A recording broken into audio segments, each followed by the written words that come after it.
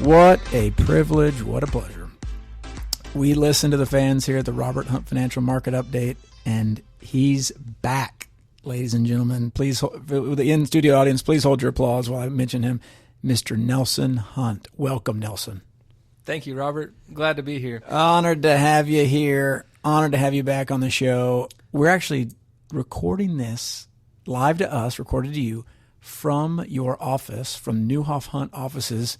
Tell us, I mean, this has been a journey for you. You're up and running here. What's it been like? Yeah, it's been great. So we've been in this space for a little over a year. Our firm started September 1st of last year. Tom and I moved into the space that week. We had one associate, Rachel Newman, who's still with us, and then we just had two young associates join us from SMU Law School, Sydney Smith and Olivia Freelink. They both started this September. So we're 5 lawyers now, and we also have 2 paralegals, Celeste Salinas and Kimball DeGarro. And we're full in this space, but it's been a great space for us, and things are going well. It's a wonderful space. If we ever went to video recording audience, you would just love the natural light, the whiteboards, great tones, great tones. Nelson, when people meet estate planners on the street, we often don't know what to say to you. It's kind of that question in office space. What is it you say you do around here, or as Elon Musk and his Doge group is going to do with various federal agencies? What is it you say you do around here? How would you tell someone what's your work? What's your deliverable to the client? Yeah, so we assist clients with the efficient transmission of their wealth. And usually that means transferring their wealth at the time of their death, but that can also mean wealth transfer during life. And so as part of that, we handle preparing estate planning documents for clients when they're living that will take effect when they die. And then we also represent executors who are administering estates of people who have died. And we try to do all that in a way that saves taxes and unnecessary headache and has other legal benefits for the client, like asset protection and potential probate avoidance. So we sometimes call ourselves trust and estates lawyers. A lot of the work that we do relates to trusts, either setting up trusts during life or trusts that would be set up at death. But it's not just about trust. We prepare wills as part of estate plans. We prepare disability documents. We also handle entity work, preparing and forming partnerships and LLCs. So there's a lot of kind of branches off of the main tree of estate planning and probate and trusts. Well said. Now, as you know, and I know, and the audience knows, there's been a lot that has happened politically in the previous month. A lot that certainly has affected your work and affected what perhaps clients want out of your work. My show has always been bipartisan in nature. As Michael Jordan once said, Republicans buy sneakers too, and we all know that Democrats and Republicans buy estate planning services and financial advisory services. So for the listener, you must know, we're listening to everybody here, but the election happened, Trump won, the Republicans appear to be controlling the House and the Senate. To what degree does that affect your work, Nelson, changes for your clients? And then what sort of feedback have you heard from the people you serve? What's going on in the Neuhoff Hunt world for that? Yeah, so we try to do our planning based on the law that is on the books is one thing that I'll say on that. And so kind of by way of background, I think we're talking about how changes in administrations may impact the estate tax, and particularly the estate tax exemption amount is a number that has been subject to frequent change. So under current law, that exemption amount is $13.61 million per person. So a married couple can leave up to around $27 million tax-free to their children. Current law also says that amount will sunset to around $7 million per person beginning January 1st of 2026. So not this coming January 1st, but a year from January 1st. And there's been, so we plan for the law that's on the books. And so when we're talking to clients about their potential estate tax exposure, we're always having in mind that January 1st, 2026, this currently high exemption amount would decrease if Congress doesn't make any changes. You never know what's going to happen, but it's probably more likely with a Republican administration and controlled Congress that legislation will be passed to extend the high exemption amounts and prevent them from sunsetting. So we've gotten less calls about the sunset than we would have probably if the elections had gone differently. Right. And then give us a little color on why would people be bothered? I know this is old hat to you, Mr. Hunt, but the idea that what is the implication? You talk about taxed or not taxed. Like maybe walk us through a scenario where, okay, let's say it does creep down to 7 million. Like how does that hurt someone? What do they take from you? How do they take it? Yeah. So say you had a married couple who has a $20 million combined estate. Under current law, if they died tomorrow and left everything to their children, there's no estate tax due because their combined estate is less than that roughly 27 million exemption. But they still have to file a return, is that right? They actually would not be required to file a return. Don't even file a return. Yeah, an estate tax return. But if the law stays as it is and they happen to die in 2026, they would each have a taxable estate. Because I'm assuming each estate would be $10 million, and the exemption at that time would be around $7 million per person. Okay, back up. This is interesting. So let's say someone's worth $1 million, and they die. That's well below the exemption amount for today, or in the future at 7. You're telling me they don't need to file any sort of estate tax return, nothing like that. It's just kind of you're below it. You're good. Well, I'd say yes, but there's a caveat, of course, that the lawyer will give you the exception to the rule. The rule is that you're not required to file an estate tax return if the size of your estate is below the exemption amount. But if you're married, your surviving spouse may want you to file an estate tax return so that your unused estate tax exemption can be added to your surviving spouse. It's a rule called portability. Yes.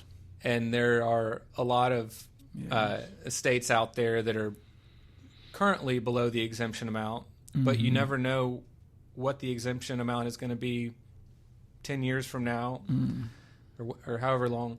So that there may be value to filing a return for that first spouse to give the surviving spouse their unused exemption. So just hypothetically, let's say Larry's single in Des Moines, Iowa. He has a farm that may or may not be worth $50 million. Let's say he dies and decides to brazenly not file anything.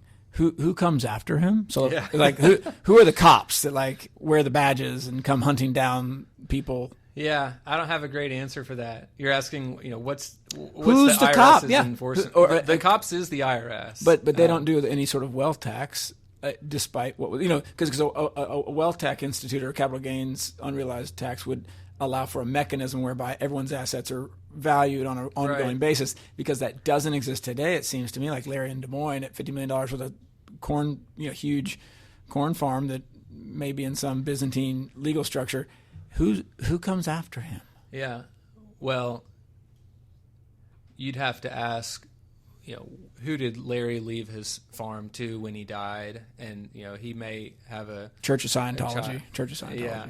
Good luck. Good luck finding Koresh has that thing wrapped Larry, up. if you're listening out there, my recommendation is that Call your in. estate file an estate tax return. Call into the show, Larry. Call in right now. We're taking callers. But it is 800. admittedly hard to kind of imagine how the IRS picks up on something like that. But I think you make a good point. And by the way, to the listener, a lot of these questions we're throwing at Mr. Hunt just unprepared. We give him a little structure of what's coming, and then as you can imagine, we just hit him with the hard stuff once we get in the studio. Something that I think you brought up, they could track it depending on who got it. Eventually, I guess it would show up on someone, if he gives it to a kid and that kid puts it up for sale, that might trigger there's a $60 million farm for sale in Des Moines. Like, how'd you get it? Yeah. And then all of a sudden, here comes the machine, and they're That's seeing right. Okay. And then, but if someone, this is part of the appeal, perhaps, of cryptocurrencies off in a cold storage situation. I recognize Newhoff Hunt may not specialize in cryptocurrency, but have you come across any crypto with estates yet?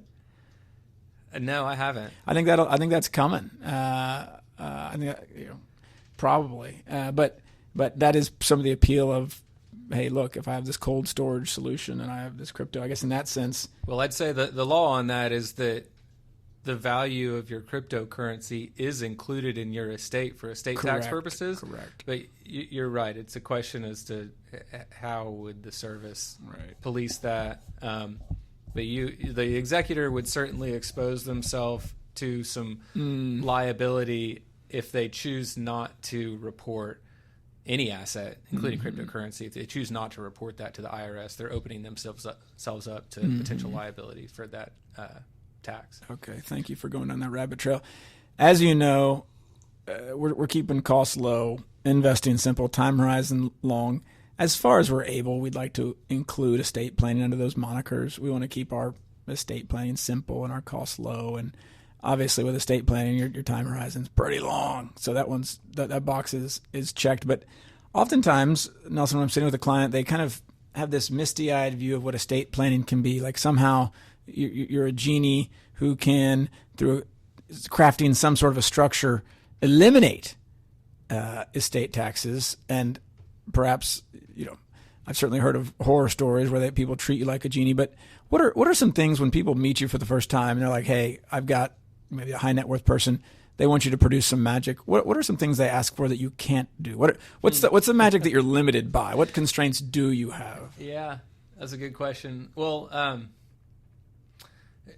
one thing I'll say is just that we always try to emphasize getting your basic testamentary at death documents in order before we think about the more complex stuff. So okay, no one knows what that is. What's a your testament? wills, New Testament, Old Testament, which part of the Testament? Either one.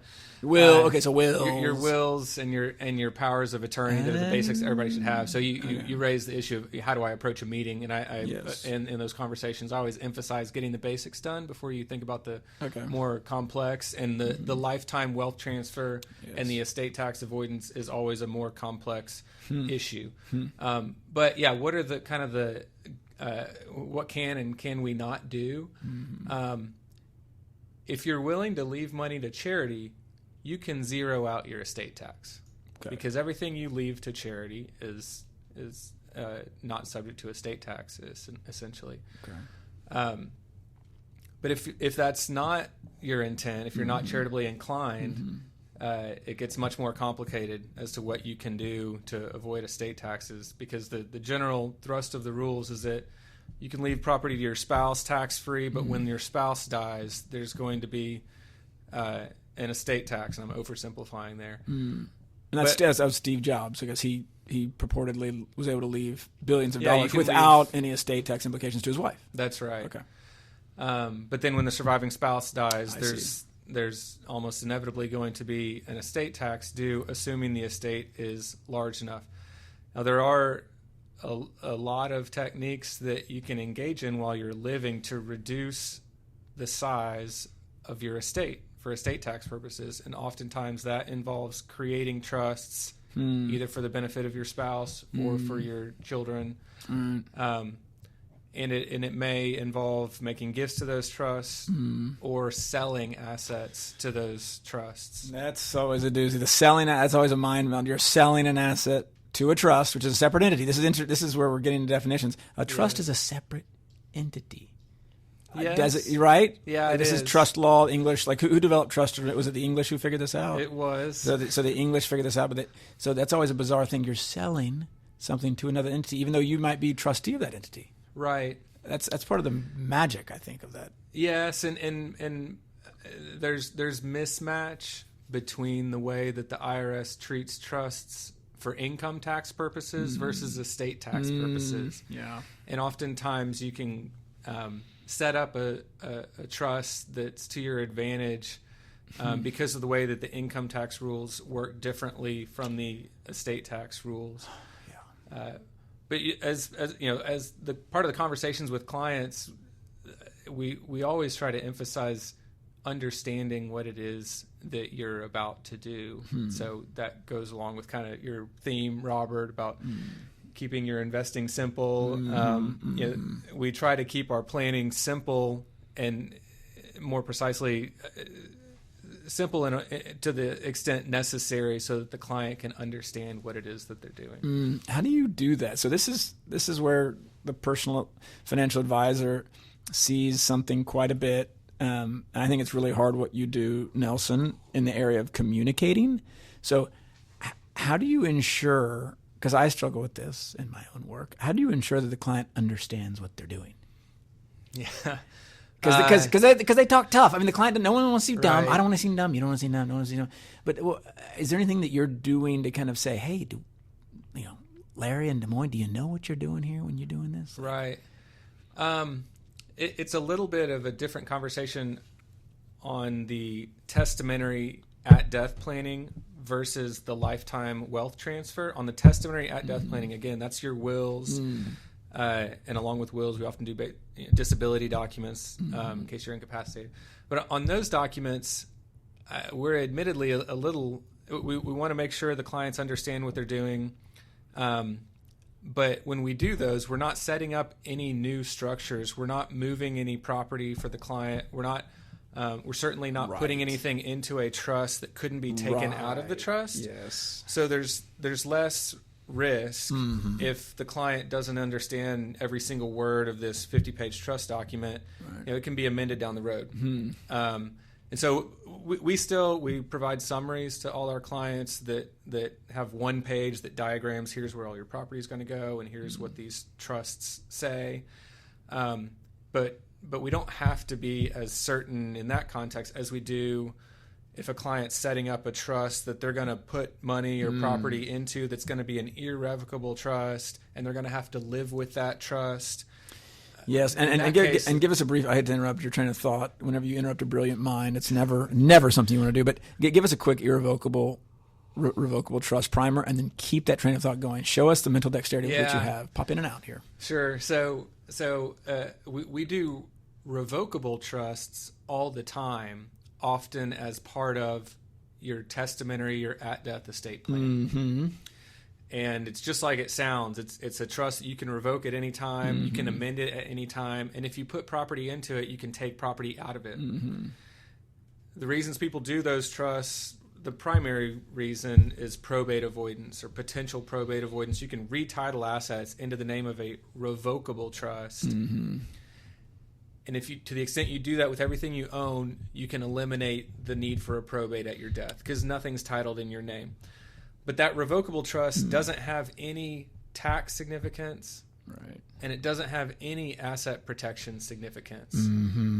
So it's almost as if you owned it yourself, except for the fact that it's titled in this name of the trust. Yes. Probate avoidance again is the primary reason, but there's a handful of other reasons why it helps clients as part of their testamentary plan to do a revocable trust. In addition to their wills, we're always doing wills for the client, but we maybe half of our clients, in addition to a will, also do a revocable trust. But then irrevocable trusts are this entirely different animal, just like the name suggests. You cannot revoke them after you've created them, unless there's a decanter process. Yes, there's some exceptions there. There's some again decanting. And irrevocable trusts do have asset protection significance. Generally speaking, a beneficiary's creditor cannot reach the assets in that trust. Beneficiary gets divorced. Their spouse doesn't have any right to the property in that trust. And then they also have significance for estate tax purposes. Generally speaking, but certainly not always, but generally speaking, a trust that someone else creates for you that's irrevocable is not going to be included in your estate when you die. And that's oftentimes the primary driver of that structure. So if you have an irrevocable trust, you really have to pay attention about how you manage it and be careful about keeping trust property as trust property and your own property as your own property and not mixing the two. You have to be careful about who's in charge. That's the trustee. They're responsible for making investment decisions, making decisions about how much to distribute out of the trust. And then there's the tax compliance piece. Irrevocable trusts often have to file their own income tax return. Whereas a revocable living would not have to file its own tax return. That's right. Okay, that's helpful. Yeah. So there's they're two very different things, but it's very easy for clients and basically everyone that doesn't do what we do as lawyers to get those two types of trust confused. And if someone's scared of the boogeyman, and oftentimes, trust, at least in the mind of the layperson, they purport to offer a protection from all the boogeymen. You just listed many of them, but sometimes the government's the ultimate boogeyman. And so, okay, there's always the fear here, like if, this, part of why, this upcoming administration and the House control, Senate control, it will extend it because maybe you could walk us through, hey, if someone feels like they've got a large estate and they want to just shove it into irrevocable trust prior to the drop down to $7 million, you're grandfathered, right, on those higher limits. So am I speaking correctly in saying that's what would have maybe pushed a lot of your work forward prior to 2026 cliff? Yeah, that's right. So there's an IRS written guidance that says if you essentially in effect, it says if you give away $13.99 million, that's going to be the exemption amount next year in 2025. If you give away $13.99 million, and then on September 1st, 2026, the exemption sunsets down from 13.99 to 7, there's no clawback of the gift tax that the IRS would have gotten. And then if you die in 2026 or later, your estate isn't subject to any sort of clawback associated with you having gifted that larger amount. So we do have good authority that making a large gift to use up the higher exemption works in terms of sunset planning. Great. And then this is where I wanted to bring this topic up, because I think this happens with folks that walk into your door or folks that walk into my door. Is there's this high view of family limited partnerships and the degree to which family limited partnerships can help reduce an estate. There are certain mechanics related to that construction of that entity that might allow you to, of course, legally reduce your estate. Could you give us a little primer on family limited partnerships, how you see them work well, and also, like, say, how would they not work well? What are some cases where now you don't need to do this? Yeah. So, what are they, first of all, and what are they not? So they are not a trust. A family limited partnership is not a trust. And oftentimes a client may think, well, should I do a family limited partnership or should I do a trust? And that's really not the right question to ask. You could do neither, or oftentimes clients will do both if they've decided to embark on some lifetime wealth transfer, lifetime kind of wealth restructuring. But that's the first thing, that they're not a trust, they're a different animal. Because they're not a trust, one feature to keep in mind about a family limited partnership is unless you give away some or all of your partnership interests, you still own that asset. So if you decide to put, say, a big piece of raw land that you own into this partnership, well, that's great, but the partnership interest is still in your estate for estate tax purposes. You haven't given it away in a manner that would cause it to be excluded from your estate. So that's just kind of maybe dispelling a common misconception about what a partnership is. Partnerships do have some benefits. So, and particularly for estate tax purposes, generally speaking, an interest in a partnership is going to be worth less than your pro rata share of the underlying assets owned by the partnership, because your interest in the partnership should enjoy discounts to net asset value for the lack of control that you have and the lack of marketability, your inability to just sell the partnership interest to whomever you want. So it does help you from that standpoint. What sort of discount are we talking about here? It depends heavily on what the partnership owns and what the just partnership the control agreement says, but you may be looking at 20 to 40% discount. And that's pretty good. So, yeah, and so you could a partnership can facilitate either lifetime gifting or estate tax avoidance planning on the basis of using those discounts. So you could say, I'm going to put assets into a partnership and then give away 20% of this partnership interest to my child, and you've probably been able to make a gift that's more gift tax efficient than if you didn't do so with the partnership wrapper. So they're a pretty common feature of estate plans where the client has decided, hey, I want to either tee it up for future gifting, or I want to go ahead and make some gifts right now. A partnership is a good way to facilitate it. Also, just mechanically, if you own 15 different things, it's a lot easier to put them all in a partnership and make gifts of that one umbrella holding entity than it is to make gifts of 15 different assets. So it can facilitate wealth transfer, and is kind of a good thing to look into from that standpoint. But again, it's not the same as a trust, and you would always have the trust conversation if we're talking about a family limited partnership. We talk about both. And does a family limited partnership offer any like creditor protection or asset protection? Yes, but a little bit less so than an irrevocable trust. Okay. Your interest in your partnership is a less attractive asset to a creditor than your bank account, because the creditor can come and seize the bank account. Creditor can get a charging order against your interest in the partnership, so that if you ever made distributions, they would have to go to the creditor, but they couldn't in the same way take the interest in the partnership like they could take your cash, I guess. Yes, which would hurt. It's something we want to pick the Nelson Hunt brain on here. Oftentimes, we hear these stories about creative estate planning gone right, and then perhaps creative estate planning gone wrong.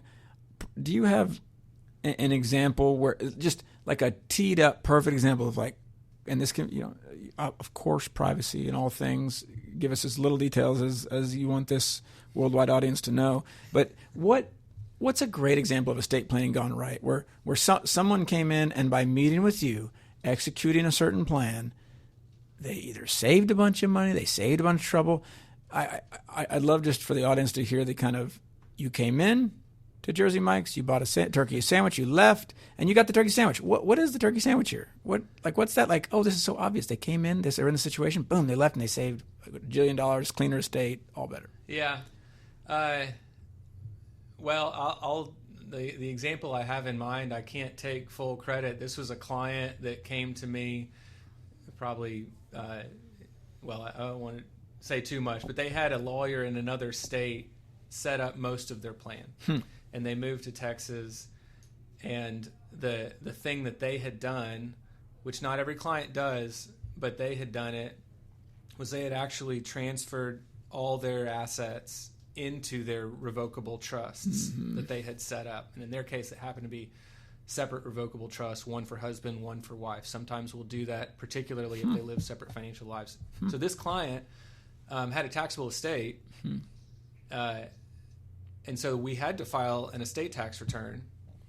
There was enough when they passed? So they passed. I left that out. Yeah, So minor detail. So one of the spouses passed away. Okay. The estate was large enough to file an estate tax return, but we didn't have to file the will for probate or do the handful of steps that are necessary when you do have assets titled in the name of the decedent to transfer title. So that the point of that example is I helped them kind of Texasize their document, so to speak, but their plan included this revocable trust that allowed them to retitle things in the name of that trust and not have to do a probate when one spouse died. The other side of that same example is this particular client. It was a second marriage. They each had children from a prior marriage, and they did a plan so that when one spouse died, everything was left into a trust for the surviving spouse that was drafted in such a way that when the surviving spouse dies, the assets in that trust are not included in his estate for estate tax purposes. And decedent's child really liked that aspect because what it means is that when stepdad dies, decedent's child, stepson, receives all that trust, and none of it is subject to estate tax. It doesn't have to get lumped in with stepdad's taxable estate. So both on the probate avoidance side and then also on the estate tax avoidance side, the plan has worked out really well. To the degree you're comfortable, this is that back to the Jersey Mike situation. What did they pay and what did they save? What's the ROI? What's the ROI on good estate planning? Yeah, that's hard. I know it's hard. I don't know what they saved, and our fees are not kind of.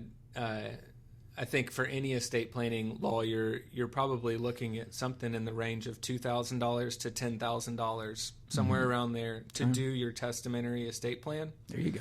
Which means, again, your wills, maybe a revocable trust, all the disability documents that go into, or that everyone does when they do an estate plan. On the back end, it's hard to say what did they save? I mean, a probate, just a rough range of what it could cost would be somewhere in the range of $10,000 to $30,000 for probate. Yeah, probate. What are the costs? What are the costs in probate? Like what? Who's being? So a large part of the cost is not just the actual filings are not that burdensome. So we have one hearing with the court. We do a handful of filings. It may not be that costly to do that piece of it, but where a lot of the work is takes place is on gathering assets, particularly if the decedent didn't keep good records, which kind of segues into a different topic of conversation. Little cleanup costs. Yes, the cleanup costs, and then also any sort of kind of documentation or analysis that needs to be done on the back end because it was uncertain kind of what the character of an asset was for marital property. There's all these issues that if you haven't done the planning on the front end, it just takes more thinking. Yes. And that can drive up the cost because it takes the lawyer's time and attention. Cost money to die. Que lástima. What a shame. So if Trump comes in and abolishes the estate tax, what implications would that have? Would people still structure things? I would imagine they would. That's just a portion of what you do. Yeah. So if the estate tax were abolished, I would think there's a possibility that it could be reinstated. Correct. And from that standpoint, we would probably still recommend setting up irrevocable trusts, whether during life or at death, so that if the tax is ever reinstated, you don't own this stuff, the trust owns it. Yeah, there's a sense where there'd be a boom almost. Like if it was abolished for a year or two or three, you'd have an incredible amount of work flow through to create irrevocable trust because people see this window and they think, oh dear. Yeah. I'm going to shove every shoe and football card and asset I have into an irrevocable trust and just be done with it. That's probably right. Every old Beanie Baby. Yeah. So and I guess that's kind of counterintuitive. Yeah, you could say, well, they abolished the estate tax, so let's just not do any estate planning. But it might have the opposite effect. I think it could. As we talk about your future and the future of your industry, I know that at least compared to other lawyers, I've found you to have an ear to the ground on artificial intelligence in ways that surprise me. So, Nelson, would you perhaps give the listener a little color on what you've seen artificial intelligence, AI, can do in the legal world and the estate planning world, and what you've seen it can't do, and you could perhaps speak to off-the-shelf internet products that people are trying to roll out, or at least hybridized approaches that are trying to augment your work. Go ahead, give us the lay of the land here. Yeah. So I'll try to, I guess, do this with the non-lawyer audience in mind. I would say things differently if I was talking to my friend, the estate planning lawyer. But we have used ChatGPT as a resource for research, and it's gotten a lot better in that regard just over the last maybe 6 months. Wow. In terms of, it has the ability to cite to what it's looking at. Now, can you speak in terms of models? So, like, which model was good and which model was bad? Were you using like GPT-3 and it was like dud dud dud, and then you went with O1 and it was like zing? I don't remember. Okay, I don't he's have at that level of level, detail folks. for He's you. at that level. They work for him. That's They right. work for him. So we've been pleased with how that has helped us answer research questions. We're still very careful in two ways, which everyone kind of says the same thing. Number one, we don't put any sensitive client information. We don't put any client information at all into that system. Good. Now, I think you're approaching a day where that will be possible, and there are versions of ChatGPT that are basically made for large organizations that may have safeguards that make us comfortable. But anyway, right now we're not doing that. And then the other part is we certainly check its answers. So the worst thing that it does in terms of giving you bad information is if you ask it for an answer to something that doesn't exist, or ask it to cite a statute that says this and that statute doesn't exist, and the model or the AI will make up an answer, and so we certainly check its work. But it's been very helpful on quick research. We use a couple other tools. We use a couple tools within a research service called Westlaw, and those have, some have been helpful more so than others. Big picture, what it has not been as helpful for, or I haven't seen, maybe I just don't have experience, is actually generating a document. Maybe it's just tricky for the AI to interface with a Microsoft Word document or kind of a form. And so, not to say that won't happen, because I think theoretically it should certainly be possible that the chatbot listens to the client, asks them what they need, talks them through all the questions that I would talk them through, and then takes that information and generates all the documents in 10 seconds probably, and then presents that for signing. So can it tell jokes? Yeah, because that's the value add. I hope right. That's my moat. That's my moat. It can tell jokes. That's my moat. So that should happen, and may happen pretty quickly. I think I've noticed this on not AI generated documents, but we've talked a couple times, Robert, about LegalZoom generated documents or other. And there's good there have been good services out there where clients can create their own wills without a lawyer, and that's been around for a while. Yeah. And the issue there is not always that the document isn't good, or even that it doesn't capture the client's intent, but oftentimes it's just the simple fact of getting the client over the finish line to sign the document. Amen. And knowing whether or not they've signed it. A lot of people will say, hey, I have wills, but then you look at it and they're incomplete or not signed. So that seems like a small thing, but just getting the project from start to finish, I think is always going to be a place for a human lawyer. But who knows what things are going to look like 5 years from now in terms of how much AI is going to be helping us. But like I said, it may be helping us kind of start to finish in terms of the actual work that we're doing. The AI can already do amazing podcasting, so there's no reason to say all of us can't be replaced in some sense. But we'll see. We'll see. Yeah. As we wrap up here, Nelson, I want the audience to understand you're not just a lawyer. You're also a disciple of Mr. John Bogle, of low-cost index investing, of keeping things simple. To what degree are you able to bring that into your workplace, your personal investing faith, into your corporate life, i.e. talking to a client? Are you pushy with it? Do you even mention it? Is this something, because you're a lawyer, it's really not your place to talk about their faith in active funds and your faith in low-cost index funds? How does that work? It's extremely rare that we have that conversation. So, our intake meetings are an hour and a half, maybe 2 hours, and every minute of that is spent focusing on what does your estate plan need to do. And other meetings that we have are so focused on the advice that we provide, which is the transfer tax advice, sometimes the income tax, the probate avoidance, the trust advice. So it doesn't come up in our conversation. It is interesting though. Like a lot of clients or just people out there in the world will assume that estate planning and financial planning are the same. So maybe Correct. that's something I would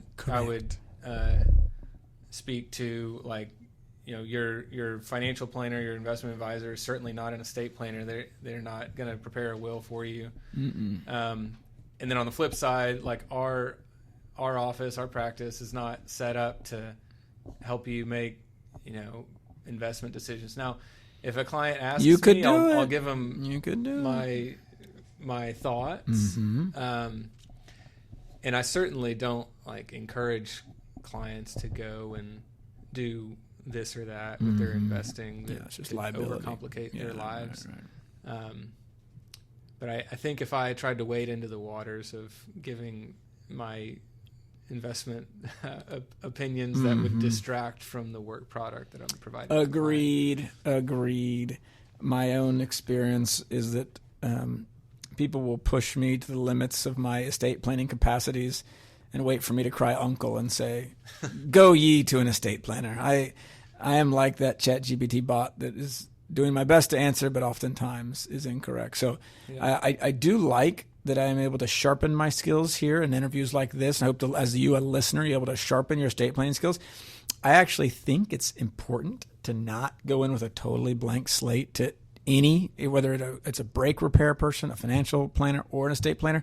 It's always nice to just have kind of at least a cursory knowledge, so you're not coming in kind of saying, hey, here's the leash, walk me wherever you want. You have some sort of a vision. So listener, part of the impetus behind interviewing Nelson, among the other wonderful reasons, is that it hopefully can give you a little bit of knowledge to say, I think I need that, or maybe I don't need that, and give you some vocabulary. Because my experience, listeners, that most of the time, if I send someone to an estate planner or I hear they've been to an estate planner, they come back a little overwhelmed, a little exhausted. I think Nelson Hunt does as good as anybody at seeking to use lay language and keep it simple, but it's just this other universe that you really don't walk into a lot, and so it's a transaction you don't do a lot. And so people, my experience, Nelson, is people go in, they do their darndest to listen to every word y'all are saying. They try to, and these are intelligent people, many undergrads at A&M and other prestigious institutions. These people, they're trying their best, but because it's just, they don't do this a lot.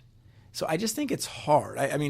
Would you agree with that conception I'm giving, where it's just people don't do this a lot, and so there's terminology that's different. I don't care how smart you are. Is that fair?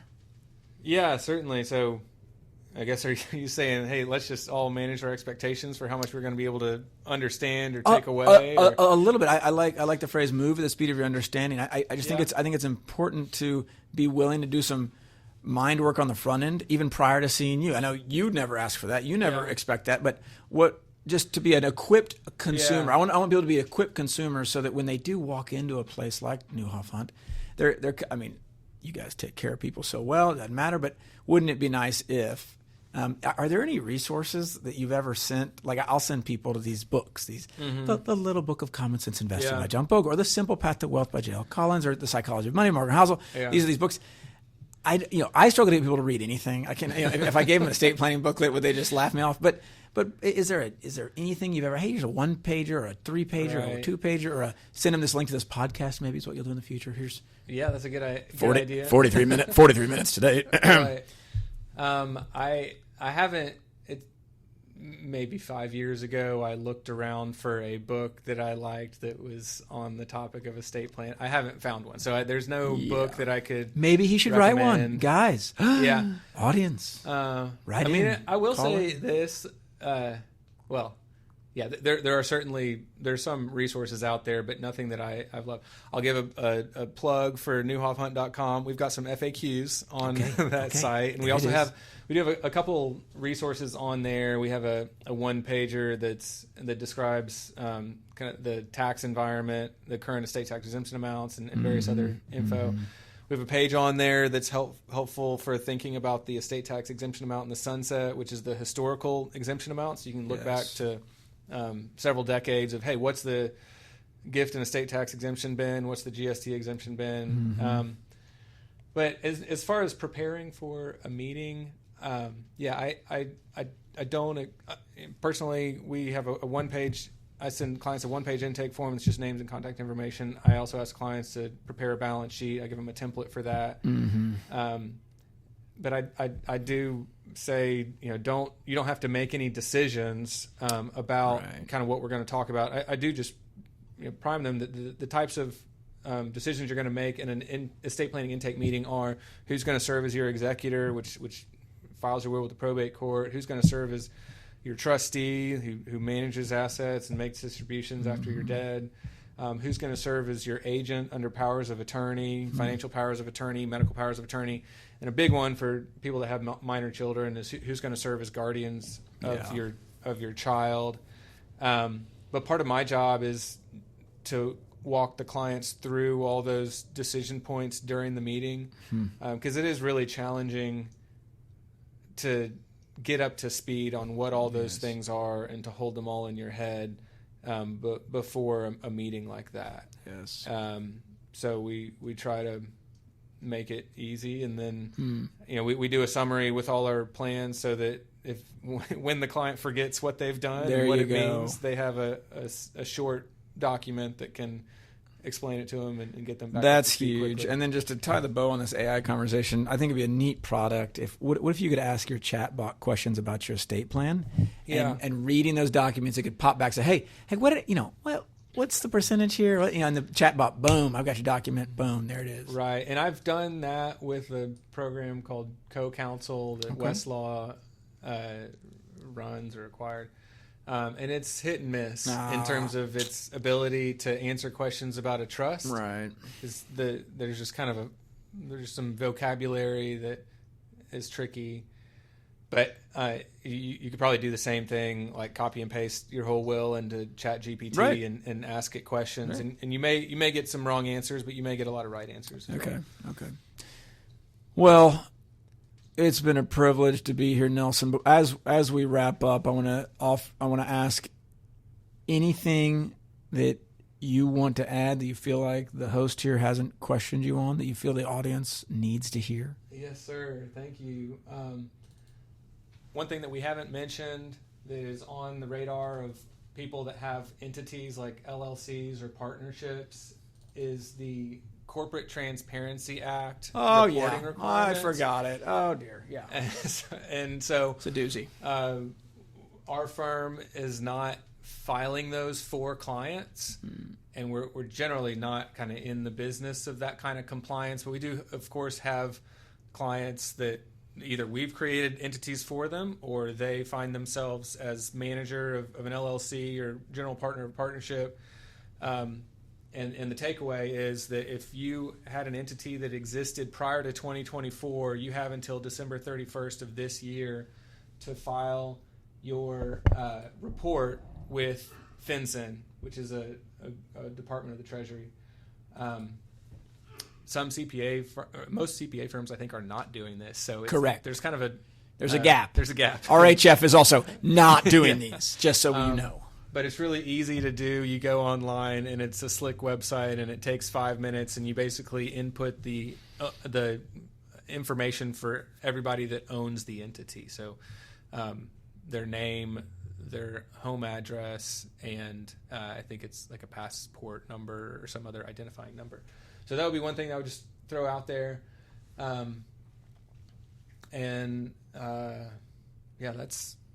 That's it. I think we covered everything. We did. Okay, well, let's sign off together. This is where we test the guest to what degree they're a regular listener of the RHF Market Update. Oh boy. So we're gonna sign off together. We want to keep our cost low, our investing simple, and our time horizon long, because that's going to give you the best shot on your investing journey. Until next time, thank you, Mr. Hunt.